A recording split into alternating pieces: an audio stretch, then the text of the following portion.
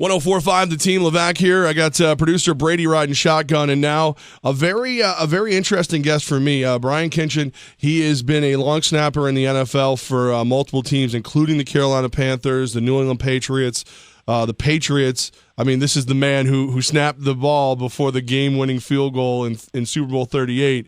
Brian, the interesting thing for me for your position is 90% of NFL fans don't know your name unless you screw up. Is that a mindset? Does that bother you? What does that do to you, like, to just know that you do your job perfectly almost every time and most people don't know your name unless you make one mistake? Well, I think it's very similar to the role that I had in the NFL in general, and what a lot of the roles that most guys have in the NFL, we kind of go unnoticed under the radar, and really until something goes wrong or a bad play is made or a catch is dropped where you really aren't noticed, because there's about 10% of the guys that people really know of, and the rest, we're just kind of just existing in the background. And so especially as a long snapper, you don't want to have any clue of who that guy is in any way, shape, or form, because I can tell you the couple of times where I've made mistakes, it's not a lot of fun because they pay you no attention until you do, and then all of a sudden you turn around at your locker and there's this horde of media in front of you going, wait a minute, where were you last week when I did everything right? Right. Well, they're about to know your name, and they're about to pay a lot of attention to you. Brian Kinchen, you are the subject of a documentary, a feature film in development titled Before the Kick. What's it like about, knowing that you're about to be, NFL Films type famous kind of guy?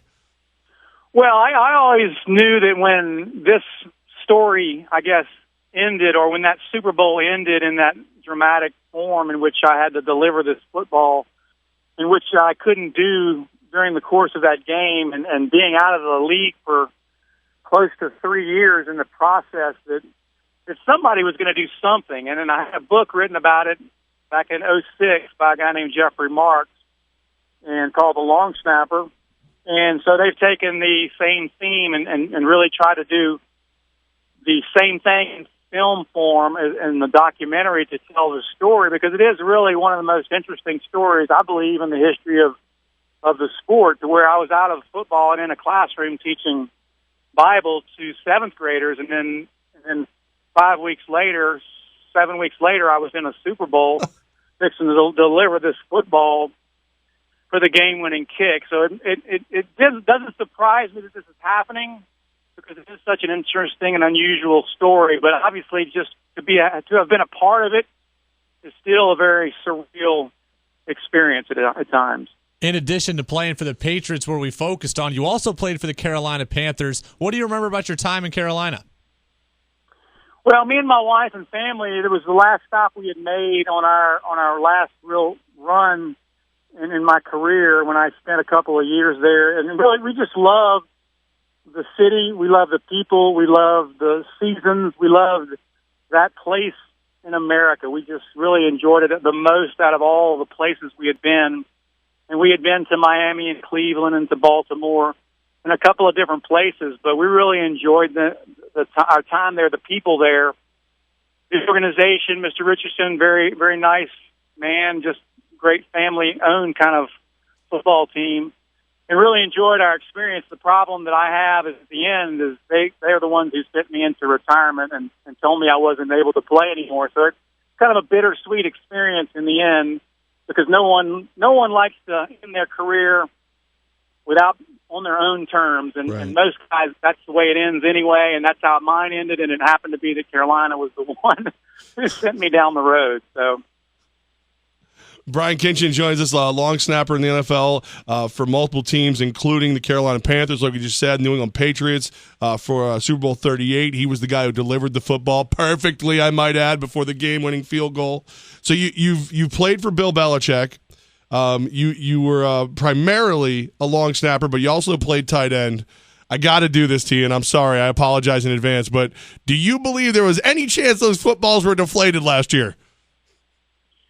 I do not. I played for 30 years until I was 38 years old. I started when I was 8, and I don't ever remember anyone ever paying attention to the PSI of a football, with the exception of maybe a kicker. But they always were concerned with how the balls felt and how they responded. And so to think that Tom Brady or Bill Belichick would even be consumed with or even concerned in the slightest way with the PSI of football just seems really silly and really outrageous. But people have to talk about things. They have to have fingers to point, and they have to be able to knock down the giant and tell them why they're not as good as they think they are. And so I understand why the story is what it is, but I think it was all just a thing of science to where the balls cooled off. They were a little bit lower. Somebody complains. Next thing you know, we have a story that really isn't a story.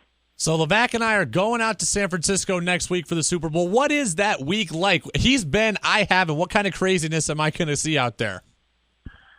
It is unlike anything that you experience in life and even in the NFL, because I had been around, like I said, for 14 seasons and never come close to a Super Bowl. And the week that you spend out there, even though it's a normal week for the player and you really try to exclude all the exteriors because you're doing your same routine, obviously it's hard to avoid the fact that there is so much tension, so much electricity, so much excitement, so much attention that is around that is involved around that football game during the week, and especially when you walk into that stadium on game day. It's unlike anything that there is in this world to experience as a football player, and even as a fan, as someone who's even at the game. It's just a different type of experience that is unrivaled in its vastness and its excitement. It's just the level of intensity of that game is off the charts.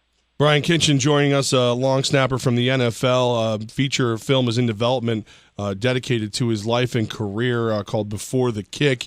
Now, part of this for us is media day. Like when we get a chance to go, you guys are herded in like cattle, and we just start popping questions at you as the media.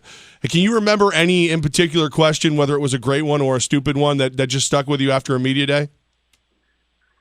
Well, there were quite a few silly questions, and there were a lot of bizarre ones that I've forgotten. I think the only one that I really remember, which was because as it's one of those fringe players who's not really asked about what's going on the field. You get those silly questions, and of course, I was bombarded about my story about being in the classroom, but somebody had asked me, who do you believe is better looking, you or Tom Brady? And I was like, one, on a level of why would you ask that question, and two, what kind of an idiot would I be to actually answer the question? But those are the questions you get, and you get them every other minute that you're standing there, and it's just a constant bombardment of the silliest questions that you could ever possibly imagine. So you're telling me when I ask stupid questions, you guys already expect it. You're not going to get too upset with me. No, it becomes protocol for the day, and certainly for that 30-minute hour period where you're in that stadium getting bombarded by everybody.